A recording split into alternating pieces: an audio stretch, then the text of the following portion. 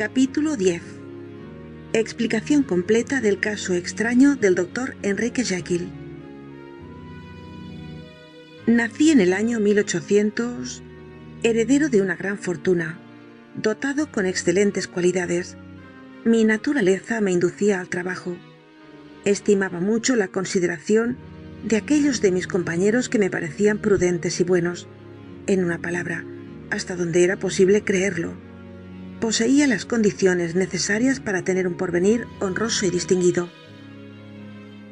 En realidad, el peor de mis defectos era una tendencia excesiva hacia la alegría, lo que causa el júbilo en otros, pero difícil de conciliar con mi vivo deseo de llevar la frente alta y afectar en público una actitud más seria de la que generalmente tienen los otros hombres.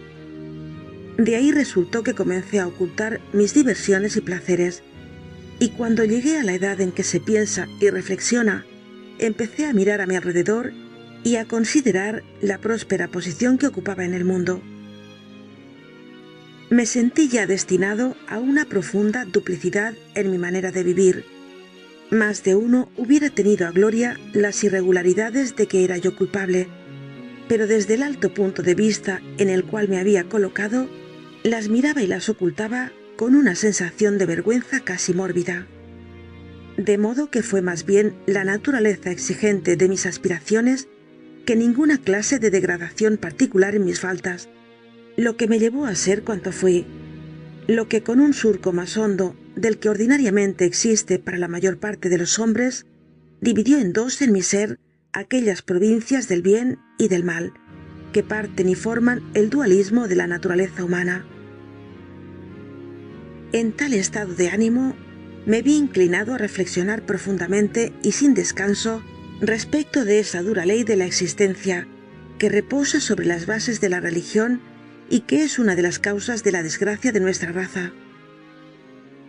A pesar de ser en modo tan absoluto un hombre de doble faz, no era hipócrita en la acepción que se da a esta palabra. Las dos partes de mi yo eran ambas verdaderamente serias.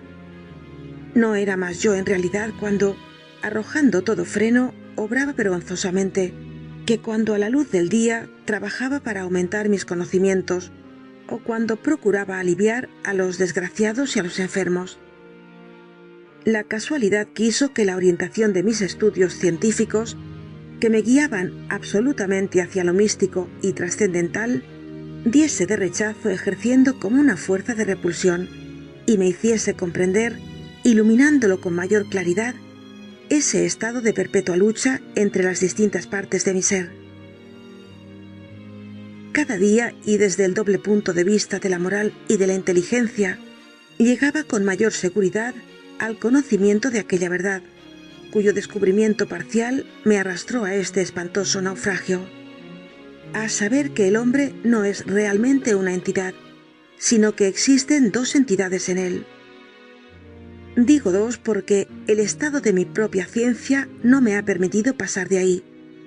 Otros me seguirán, otros irán más allá en esa vía, y aventuro y me atrevo a emitir la opinión de que ulteriormente se reconocerá que el hombre es una simple aglomeración de diversos individuos sin ninguna relación entre sí.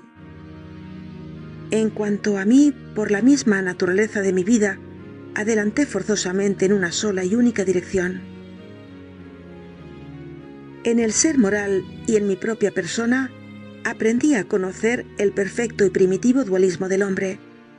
Vi que, de las dos naturalezas que parecían satisfechas en la extensión de mi conciencia, aunque hubiese podido realmente ser la una y la otra, era únicamente porque, en absoluto, tenía o poseía las dos a la vez. Y desde aquel momento, antes de que hubiese comenzado la marcha de mis descubrimientos científicos a sugerirme la más evidente posibilidad de semejante milagro, había aprendido a insistir con placer, como en un sueño despierto, en la idea de la separación de esos dos elementos.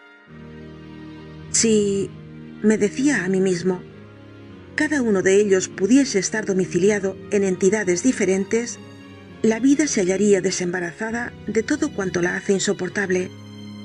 Lo injusto seguiría su camino, libre de las aspiraciones y de los remordimientos de la parte gemela, de la parte más virtuosa. Y lo justo podría, a su vez, viajar segura y constantemente por sus elevados senderos, llevando a cabo el bien que le llenaría de satisfacción y sin verse expuesto a los disgustos y remordimientos que le ocasionarían los actos de la parte extraña y mala. Fue, pues, destino fatal de la humanidad ver unir esos haces opuestos y disparatados, y que en la matriz agonizante de la conciencia aquellas dos estrellas polares estuviesen luchando continuamente. ¿Cómo entonces podrían ser separadas? A ese punto había llegado en mis reflexiones cuando, según he dicho ya, una luz inesperada comenzó a brotar sobre este asunto de la mesa del laboratorio. Empecé a concebir de un modo más profundo que hasta entonces la vacilante inmaterialidad, el paso aún obscuro de un estado a otro, de ese cuerpo que parece tan sólido y en el cual caminamos con todos nuestros adornos. Hallé ciertos agentes que poseen el poder de separar y de rechazar esa vestidura carnal, como el viento posee el de agitar los lienzos de una tienda de campaña. Pero, por dos excelentes razones, no entraré completamente de lleno en esta parte científica de mi confesión. Primero, porque he aprendido que los hombros del hombre deben para siempre jamás soportar el destino y la carga de nuestra vida. Y si llega a efectuarse alguna tentativa para separar a los dos elementos, solo servirá para aumentar su peso de un modo más desagradable y más terrible. Y después porque mi relación lo demostrará harto claramente. Mis descubrimientos no eran completos.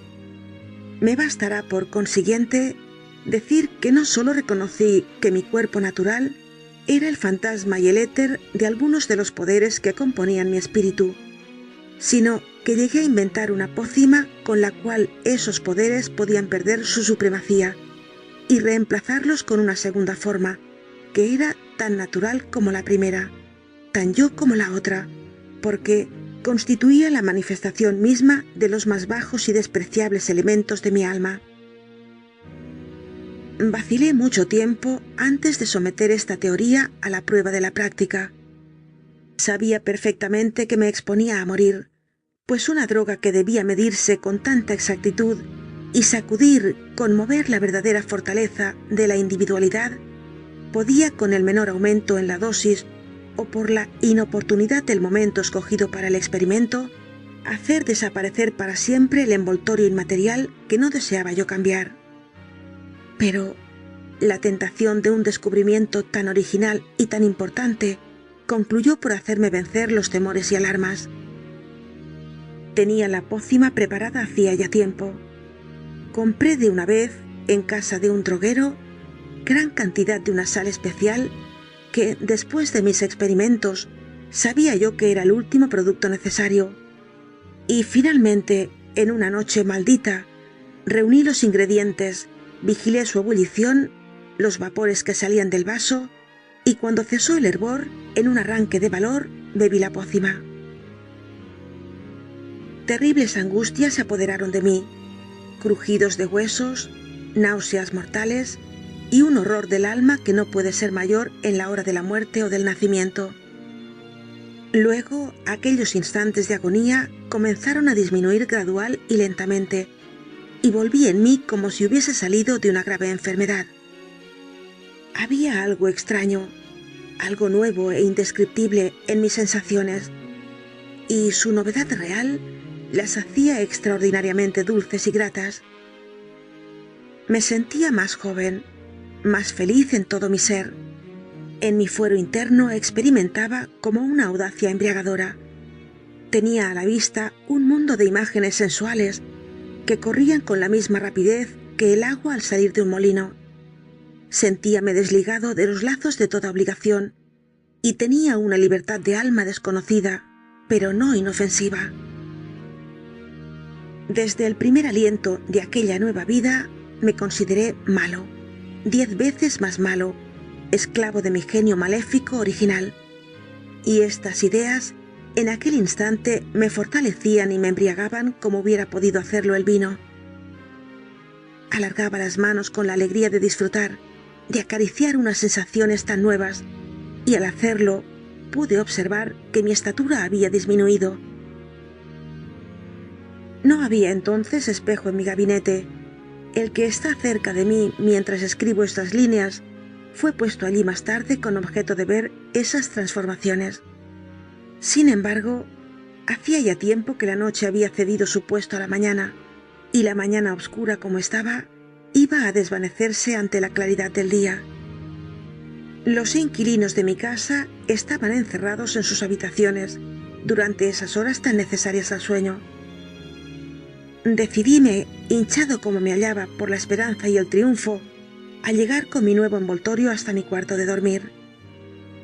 Atravesé el patio, lo que permitió a las constelaciones lanzar sus reflejos sobre mí, pues podía imaginar con admiración que era la primera criatura de esa especie que hubiese aparecido a su vigilancia siempre despierta. Me escurrí por los corredores como un extraño en su propia casa y vi por vez primera el aspecto exterior de Eduardo Hyde. Es preciso que hable aquí desde el punto de vista teórico solamente, sin decir lo que sé, sino lo que supongo que debe ser más probable. La parte mala de mi ser, a la cual había dado ahora mi vida propia, era menos robusta y menos desarrollada que la parte buena. Además, en el curso de mi existencia, que en sus 9/10 partes, después de todo, ha sido una vida de esfuerzos, de virtudes y de vigilancia, ese lado malo había sido mucho menos ejercitado y puesto de relieve que el otro. Y ahí resultaba, según infiero, que Eduardo Hyde era mucho más pequeño, más delgado y más joven que Enrique Jekyll. Así como el uno llevaba sobre el rostro resplandeciente sello del bien, el otro tenía escrito sobre su cara el sello de la maldad. La maldad, que no debe considerarse aún como causa del carácter mortal del hombre, había impreso en aquel cuerpo signos de deformidad y de decadencia. Y cuando miré entonces en el espejo aquel ídolo perverso, tuve conciencia no de un sentimiento repulsivo, sino más bien de la brusca transición producida y del buen éxito de mis tentativas. Aquel ídolo, por lo demás, era yo mismo. Parecía natural y humano. Para mí, tenía a la vista una imagen más viva del espíritu. Había allí más expresión y originalidad que en el ser imperfecto y doble, hasta aquel momento acostumbrado a llamar yo. E indudablemente tenía razón. Observé que, cuando aparecía bajo la apariencia de Eduardo Hyde, nadie podía aproximárseme sin experimentar primero un estremecimiento visible en todo su cuerpo. Eso, según comprendí, procede de que todos los seres humanos, tal cual los vemos, son un compuesto de bien y de mal. Únicamente Eduardo Hyde, en las filas de los humanos, era puramente malo sin mezcla alguna.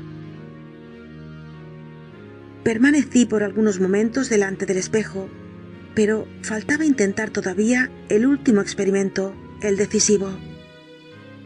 Quedaba por saber si había perdido yo mi identidad, sin esperanza de recobrarla, y tenía que esconderme de la luz del día y salir de una casa que ya no era mía. Y apresurándome a volver a mi gabinete, preparé inmediatamente la pócima necesaria y bebí. Sufrí otra vez las angustias de una descomposición y volví a ser yo mismo, con el carácter, la estatura y el rostro de Enrique Jekyll. Aquella noche llegué, pues, al fatal encuentro de los distintos caminos de la vida. Si hubiese trabajado mi descubrimiento con un espíritu más elevado, si hubiese intentado la experiencia bajo el influjo de aspiraciones generosas y piadosas, las cosas hubieran ido de otro modo, y hubiera salido yo de aquellas agonías del nacimiento y de la muerte como un ángel, en vez de haber salido de ellas como un demonio. La poción, en suma, era una cosa neutra. Quiero decir que no era ni diabólica ni divina. No hacía más que sacudir las puertas de mi cárcel y de mi estado de ánimo. Y como los presos de Filippi, lo que estaba encerrado se escapaba fuera. En aquel momento mi virtud se durmió y mi genio malo, al contrario, despertado por la ambición, estaba alerta y dispuesto para aprovechar las ocasiones, y sus esfuerzos traían siempre a Eduardo Hyde. Así pues, aunque tuviese dos caracteres y dos rostros, uno era absolutamente malo, y el otro era siempre el viejo Enrique Jekyll, compuesto disparatado que ya desesperaba de poder perfeccionar y mejorar. Sus aspiraciones actuales lo empujaban enteramente hacia el mal. Pero ni aun en aquel instante había podido dominar la aversión que me inspiraba esa conocida aridez de la vida estudiosa. En ciertos momentos tenía todavía inclinaciones favorables al júbilo y a la alegría.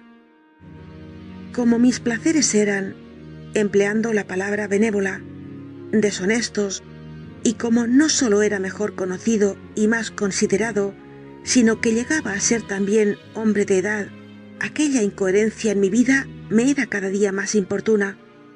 Por eso mi nuevo poder me tentó para el bien hasta que caí sumido en la esclavitud. Bastábame con beber la copa para despojar al conocido profesor y vestir el burdo traje, el cuerpo de Eduardo Hyde. Esa idea me agradaba, me hacía sonreír. La cosa me parecía cómica y hacía los preparativos con el cuidado más atento y minucioso. Alquilé y amueblé aquella casa de Soho, en donde Hyde fue perseguido por la policía, y tomé como guarda a una mujer que me constaba ser callada y no tener escrúpulos.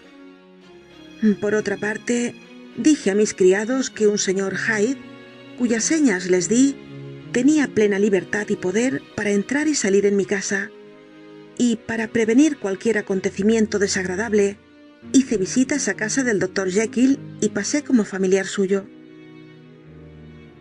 Luego escribí aquel testamento contra el cual opusisteis tantas observaciones, y que me permitía, si algo me ocurría en la persona del Dr. Jekyll, entrar en la de Eduardo Hyde sin pérdida pecuniaria. Tranquilizado así respecto del porvenir, comencé a aprovechar las extrañas inmunidades de mi situación.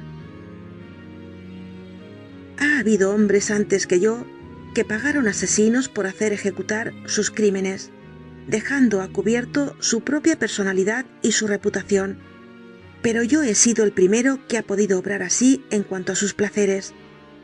He sido el primero que ha podido aparecer ante el público con su carga de respetabilidad, y un instante después, como un colegial, despojarme de aquellos disfraces y arrojarme sin miramientos en un océano de libertades. Bajo mi impenetrable envoltura, mi salud era completa, excelente. Pensad en ello, ni siquiera existía. Bastaba que pudiese penetrar por la puerta de mi laboratorio, tener 2 o 3 segundos para preparar y beber la pócima que estaba siempre lista, y fuese cualquiera cosa lo que hubiese hecho Eduardo Hyde, desaparecía como la señal del aliento sobre un cristal. Y allí, en vez de Hyde, tranquilo en su casa, arreglando su lámpara para la noche, se hallaba un hombre que hubiera podido burlarse de toda sospecha dirigida contra él. Enrique Jekyll en persona. Los placeres que me apresuraba a buscar con mi disfraz eran, como ya lo he dicho, deshonestos, por no emplear una palabra más severa, y con un ser tal cual era Eduardo Hyde, no tardaron en adquirir un carácter monstruoso. Cuando regresaba de mis excursiones, estaba estupefacto de la depravación de la otra parte de mi ser. El demonio familiar que sacaba de mi propia alma y que enviaba solo a sus placeres era un ser profundamente malévolo y vil. Todos sus actos, todas sus ideas no tenían más objetivo que su egoísmo. Tenía placer en una sed bestial de torturar a sus semejantes, sin entrañas como una estatua de piedra. Había instantes en que Enrique Jekyll estaba horrorizado de los hechos de Eduardo Hyde, pero la situación se hallaba fuera de las leyes ordinarias y gradualmente la influencia de la conciencia se fue relajando. Después de todo, Hyde era el culpable, únicamente Hyde. Jekyll no era peor que antes. Sus buenas cualidades se despertaban y aparecían en él sin haber disminuido, y procuraba cuando le era posible remediar los daños causados por Hyde, y así su conciencia dormitaba. No me propongo referir circunstanciadamente las infamias en que me vi mezclado o complicado, pues ni aun hoy puedo admitir que fuese yo quien las cometió. Solo quiero mencionar los avisos y las etapas sucesivas que me anunciaban la aproximación del castigo. Ocurrióme primero un incidente que, como no tuvo consecuencias, me limitaré a indicar nada más. Un acto de crueldad contra una niña excitó la cólera de un transeúnte que reconocí el otro día como uno de vuestros parientes. El médico y la familia de la criatura se unieron a él. Hubo un instante en que temí por mi vida, pero finalmente, para calmar su harto justo resentimiento, Eduardo Hyde se vio obligado a llevarlos hasta la puerta de la casa del Dr. Jekyll y a darles un vale girado a la vista con el nombre de este último.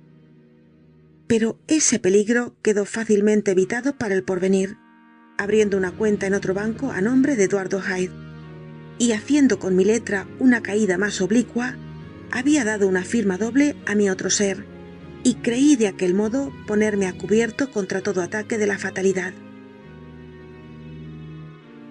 2 meses antes del asesinato de Sir Danvers, había andado en busca de aventuras. Regresé tarde y desperté al siguiente día presa de raras sensaciones. Miré en vano a mi alrededor, y en vano vi los ricos adornos y las grandes líneas de mi cuarto. En vano, también, reconocí los dibujos de las colgaduras de mi cama y su marco de caoba.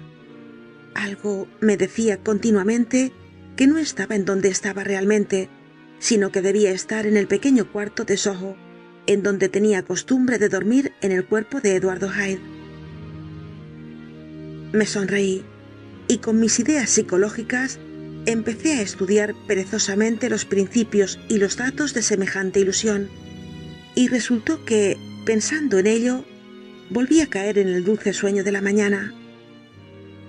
Estaba aún medio dormido y accidentalmente fijé la vista en mis manos. La mano de Enrique Jekyll, como habéis podido verlo a menudo, era la mano de un médico en cuanto a forma y tamaño. Era grande, sólida, blanca y bien proporcionada.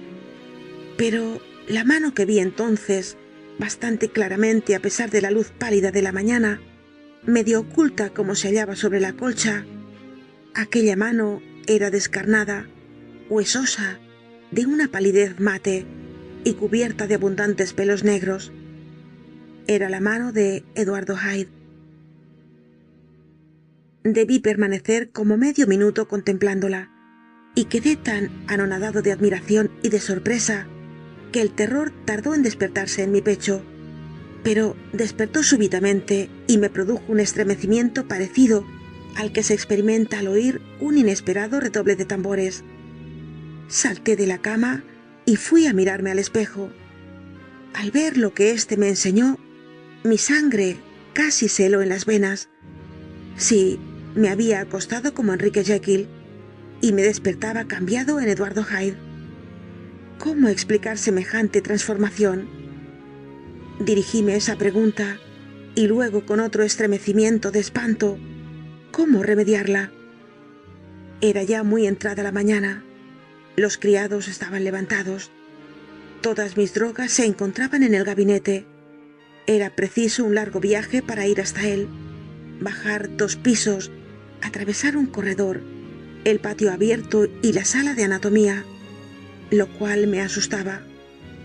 Podía, es verdad, taparme la cara, pero ¿de qué me hubiera servido, puesto que no podía ocultar el cambio de mi estatura?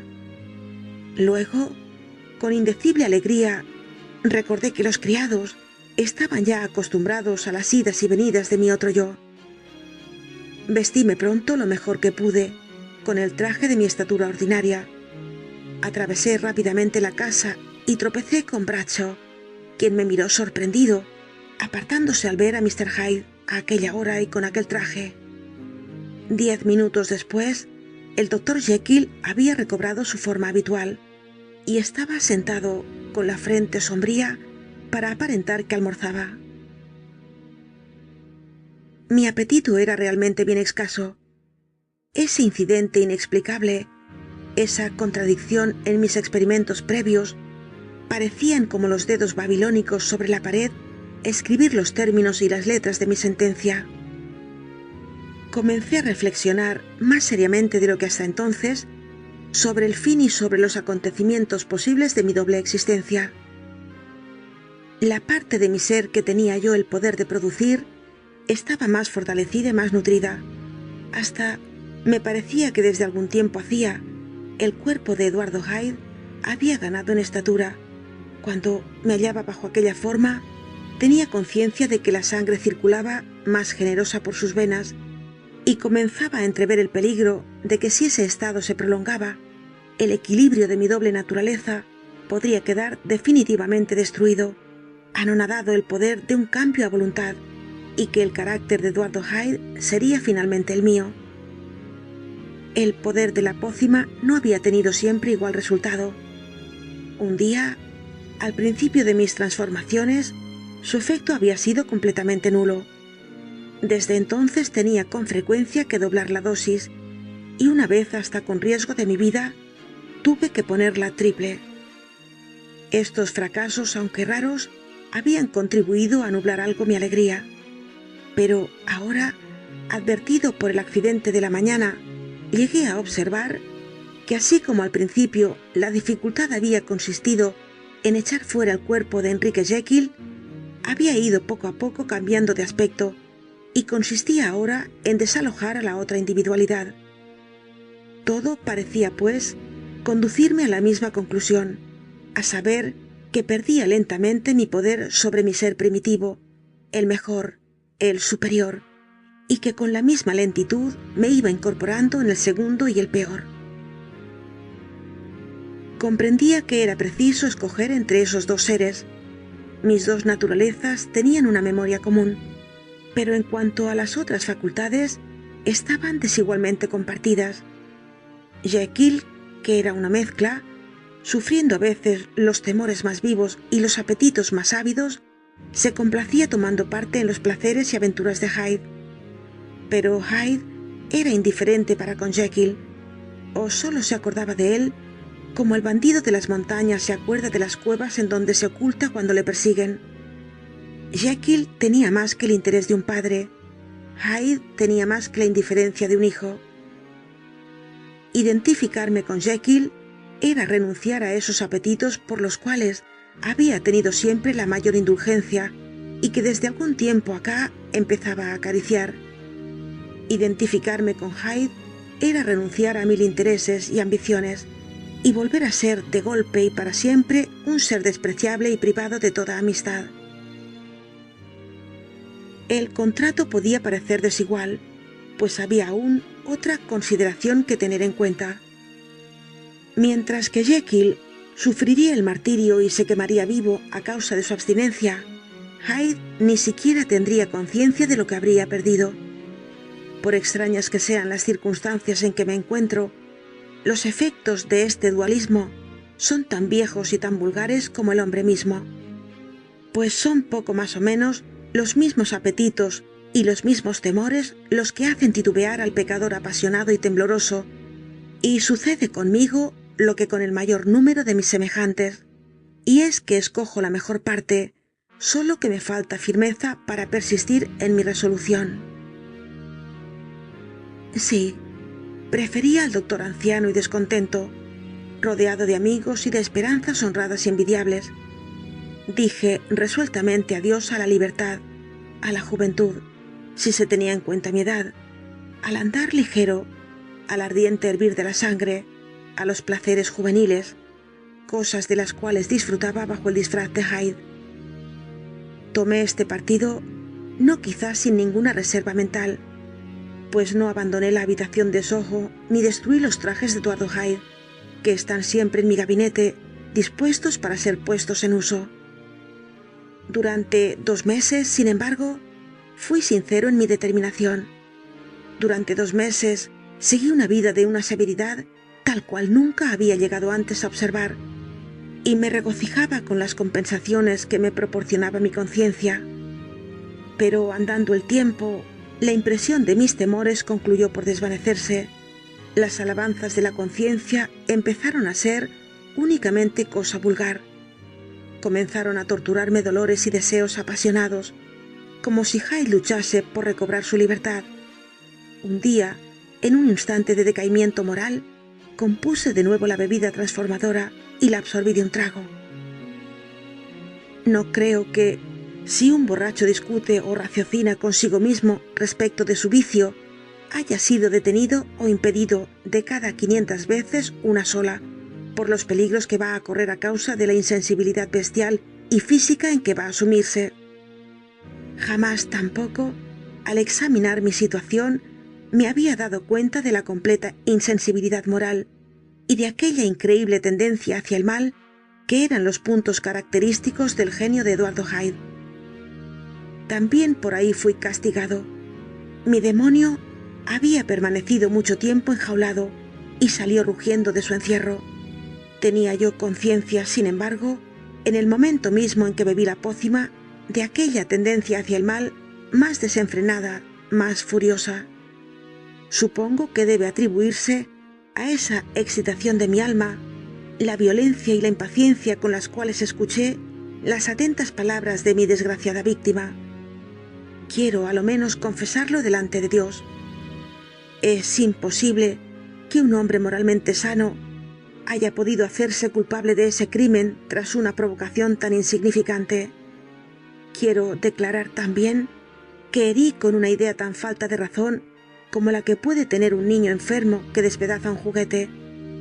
Pero me había despojado voluntariamente a mí mismo de todos esos instintos que hacen vacilar y que obligan al peor de los hombres a conservar cierta compostura, aun cuando se deje arrastrar por sus malas pasiones. En mi estado, tener una tentación, por ligera que fuese, era caer, sucumbir. El espíritu infernal despertó instantáneamente en mí con furor.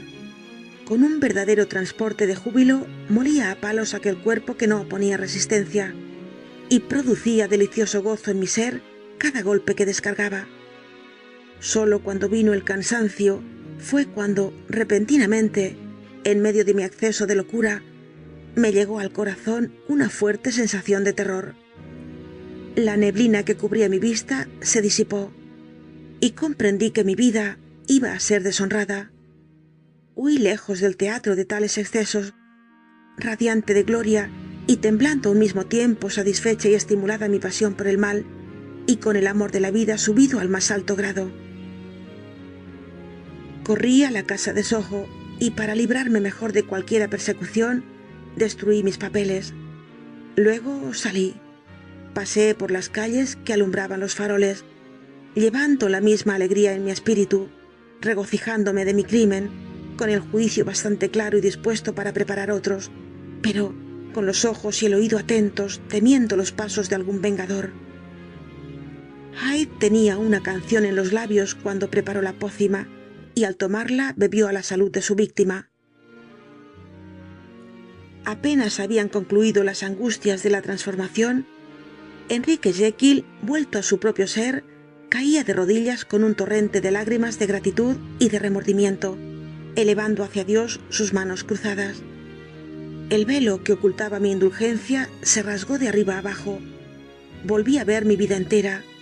La vi desde los días de la infancia, cuando me paseaba dando la mano a mi padre. La vi otra vez en medio de los trabajos austeros de mi profesión. Y llegué finalmente, con un sentimiento de incredulidad, hasta los espantosos horrores de aquella noche. Hubiera podido ponerme a gritar, pero busqué en el llanto y en la oración el medio de borrar las figuras asquerosas y los ruidos espantables que volvían a mi memoria para anonadarme.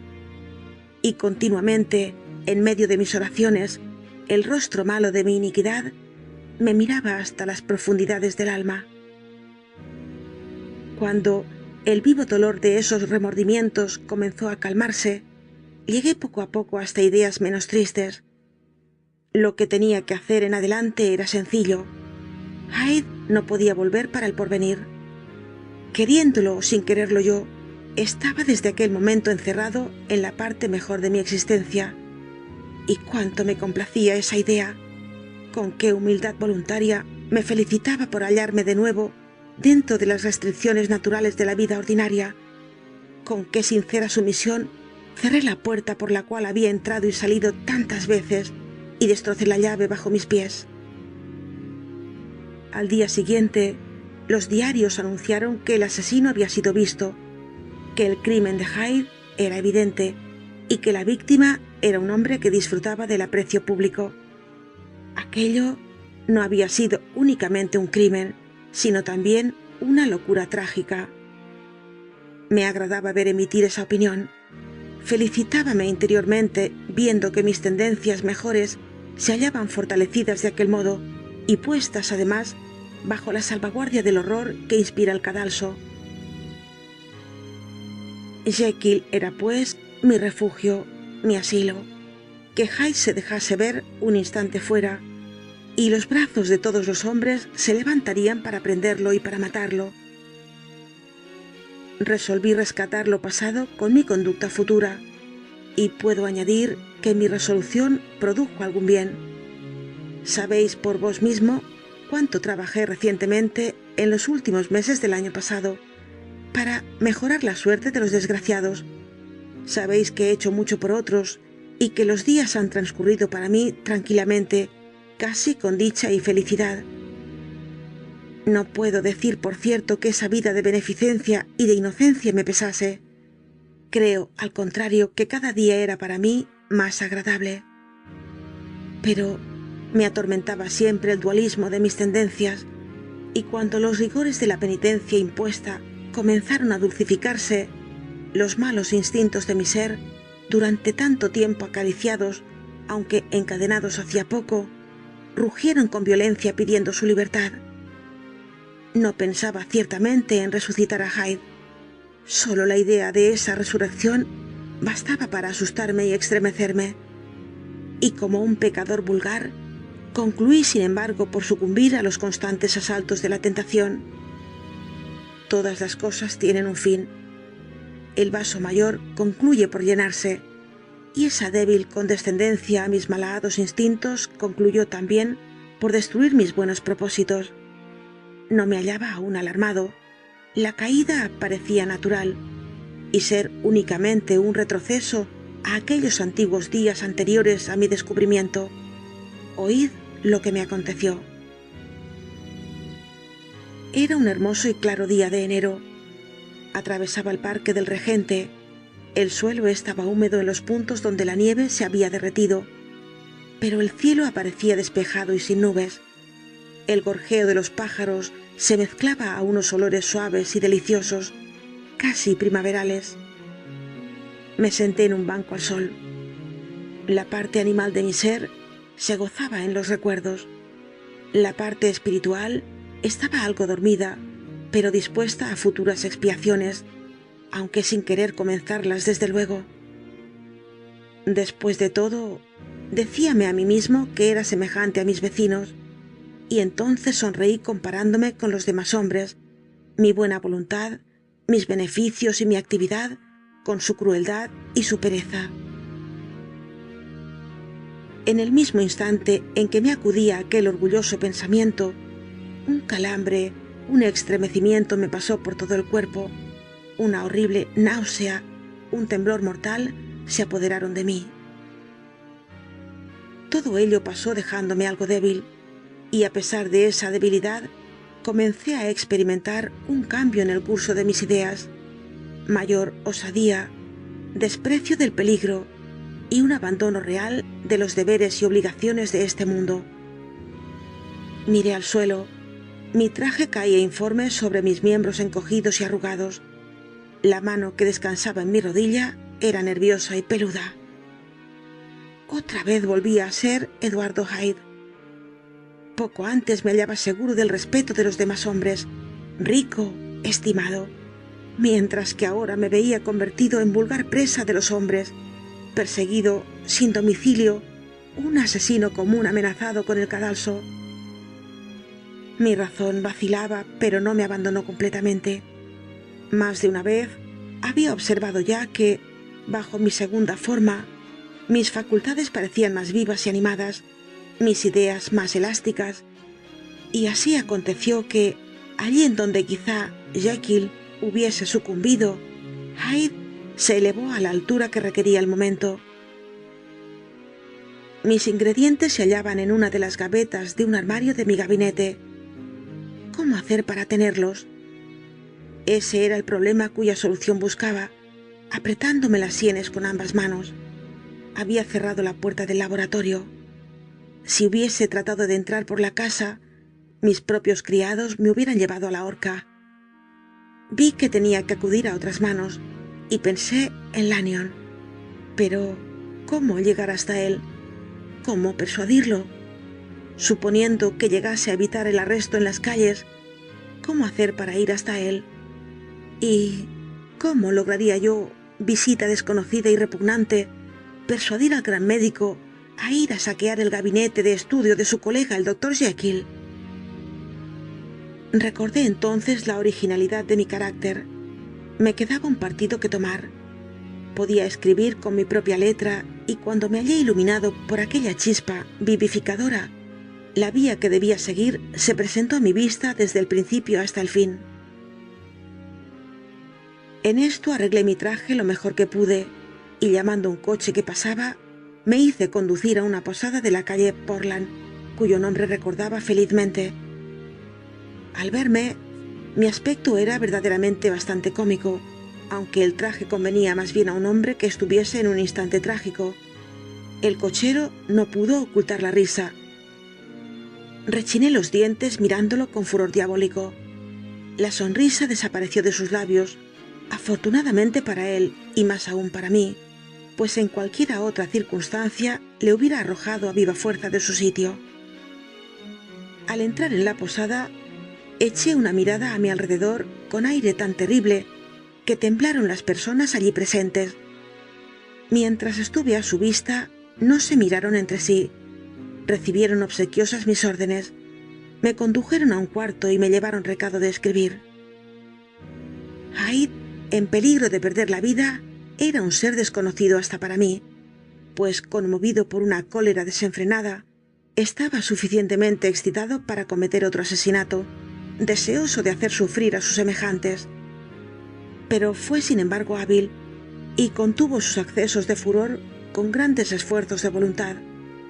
Arregló las dos importantes cartas, una para Lanyon y otra para Paul, y pudo convencerse de que habían sido realmente llevadas al correo, pues dio orden para que las certificasen. Luego permaneció todo el día sentado junto al fuego en su cuarto, comiéndose las uñas. Más tarde le sirvieron la comida allí mismo, sin más compañía que sus temores. El criado temblaba bajo el ascendiente de sus miradas, y así que fue entrada la noche, tomó un carruaje cerrado y se paseó de un lado a otro de la ciudad. Él, digo, no me es posible decir yo, ese hijo del infierno no tenía nada de humano. Nada vivía en él fuera del temor y el odio.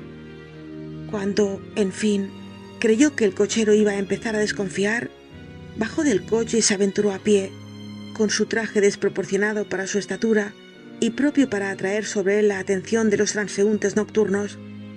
Sus dos bajas pasiones, el miedo y la rabia, hervían en él furiosas. No cesó de andar, perseguido por sus temores, gruñendo en su interior, ocultándose en los parajes menos frecuentados y contando los minutos que le separaban aún de la medianoche. En cierto instante, creo que le habló una mujer para ofrecerle una caja de fósforos. Pególe en el rostro y huyó. Cuando llegué a casa de Lanyon, el horror que experimentó mi antiguo amigo me causó quizá alguna impresión, pero no lo aseguro, pues en todo caso fue solo una gota más en el océano de horrores que habían llenado las horas precedentes. Acababa de operarse un cambio en mí. Ya no era el miedo del cadalso, era el horror de ser Hyde lo que me atormentaba. La repulsión que inspiraba a Lanyon me apareció como un sueño, y como soñando también, volví a mi casa y me acosté. Dormí después del cansancio de aquel día, con un sueño profundo y pesado, que ni siquiera fue interrumpido por las pesadillas que me atormentaban. Desperté por la mañana conmovido, debilitado, pero más tranquilo. Seguía odiando al animal, a la bestia que dormitaba en mí, y la temía, pues no había olvidado los terribles peligros del día anterior. Pero volví a estar en mi casa y cerca de mis drogas, y la gratitud que tuve por haber escapado al peligro fue tan grande en mi alma que casi rivalizaba con el resplandor de la esperanza. Después de almorzar, atravesé el patio tranquilamente, respirando con placer el aire fresco, cuando me acometieron de nuevo repentinamente aquellas indescriptibles sensaciones, heraldos seguros de la transformación, y apenas tuve el tiempo preciso para ponerme a cubierto en mi gabinete, y ya rabiaba y tiritaba de frío, atormentado una vez más por las pasiones de Hyde. Tomé entonces doble dosis para recobrar mi identidad. Pero 6 horas después, mientras contemplaba tristemente el fuego, los dolores me acometieron y tuve que volver a tomar la pócima. En una palabra, desde aquel día, solo por medio de grandes esfuerzos, como los que exige la gimnástica, y bajo la influencia inmediata de la pócima, podía permanecer siendo el mismo, es decir, conservar la personalidad de Jekyll. A cada instante, a cualquier hora del día o de la noche, me acometían los escalofríos precursores, sobre todo cuando dormía o estando soñoliento, y aun hallándome ocupado en el trabajo, sentado en mi sillón, me despertaba siempre convertido en Hyde. Oprimido por el peso incesante de esta sentencia, absteniéndome voluntariamente de todo sueño, más allá de lo que consideraba posible para el hombre, me convertí bajo la forma de Jekyll en una criatura devorada por la fiebre, que se consumía y se debilitaba a la vez de cuerpo y alma, y perseguida únicamente por una idea, a saber, el horror que me inspiraba mi otro yo.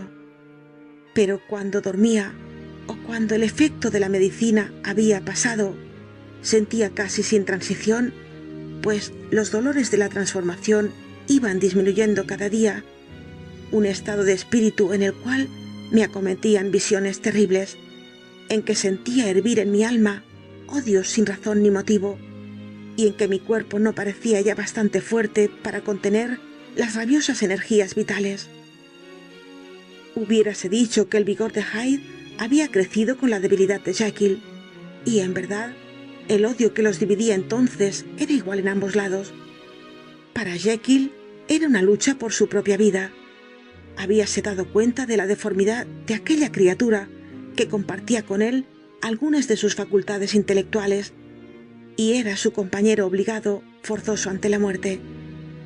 Y más allá de esos lazos comunes, que en sí mismos formaban la parte más penosa de sus tormentos, consideraba a Hyde, a pesar de la energía de su vitalidad, como un ser no solo infernal, sino también inorgánico.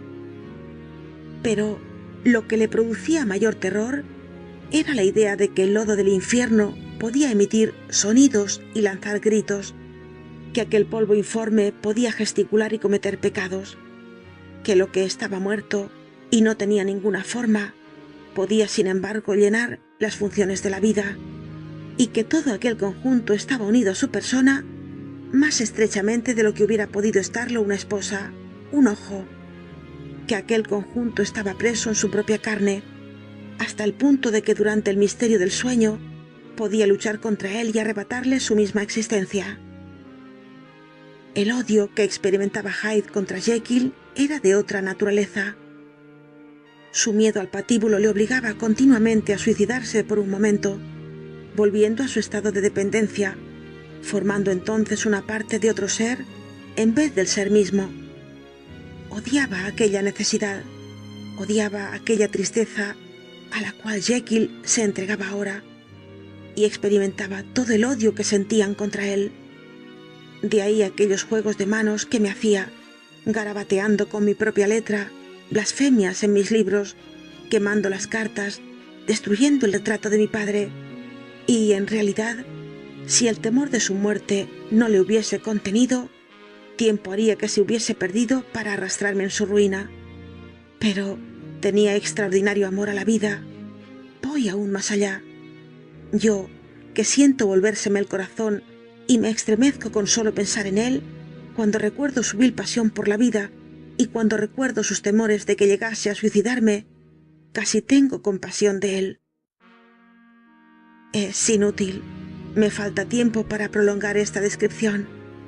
Bástame decir que nadie ha sufrido jamás tormentos iguales, y sin embargo, el hábito de sobrellevarlos ha producido no un alivio, no un descargo, sino cierta dureza del alma, cierto abandono, cierta indiferencia para con la desesperación. Mi castigo hubiera podido durar años todavía si no me hubiese ocurrido la última desgracia, y por fin no me hubiese separado de mi propia personalidad. Mi provisión de sal, que jamás había renovado desde mi primer experimento, comenzaba a disminuir. Envié a buscar nuevas provisiones y compuse la pócima. Prodújose la ebullición, el primer cambio de color también, pero no el segundo. La bebí, pero no produjo efecto. Sabréis por Paul cómo y hasta qué punto he registrado todo Londres, pero inútilmente, y estoy persuadido hoy de que mi primera provisión era impura, tenía mezcla, constituyendo precisamente esa impureza desconocida la eficacia de la pócima. Ha transcurrido una semana y concluyo esta relación gracias al efecto producido por los últimos paquetes de mis antiguos polvos. Es pues la última vez, salvo un milagro, en que Enrique Jekyll puede decir sus propias ideas, ver su propio rostro, y cuán cambiado está en el espejo. Además, no puedo demorar el concluir este escrito, pues si hasta aquí ha podido salvarse de la destrucción, débese a una gran prudencia de mi parte y a una gran casualidad. Si los dolores de la transformación me acometen mientras escribo, Hyde lo hará pedazos, pero si ha transcurrido algún tiempo después que lo haya puesto aparte, su egoísmo increíble y sus ideas siempre fijas en el presente lo salvarán otra vez de su maldad de mono. Pues el destino que pesa a la vez sobre nosotros dos ha contribuido también a cambiarlo y anonadarlo. Me queda todavía media hora que esperar antes de volver a entrar para siempre en esa personalidad maldecida, y sé cómo estaré entonces sentado, gimiendo y tiritando en una silla, escuchando con atención y espanto, yendo y viniendo en esta habitación, mi último asilo en la tierra, sin cesar un instante, deteniéndome para escuchar los ruidos amenazadores. ¿Morirá Hyde en el patíbulo o tendrá a última hora el valor de librarse de sí propio? Solo Dios lo sabe. Poco cuidado me da. Este es el verdadero término de mi muerte, y todo cuanto venga después corresponde a otro que yo. Aquí pues, dejando la pluma y sellando mi confesión, concluyo de referir la vida del desgraciado Enrique Jekyll. Fin del capítulo 10 y fin de El extraño caso del Dr. Jekyll y el Sr. Hyde, de Robert Louis Stevenson, grabado por Montse González.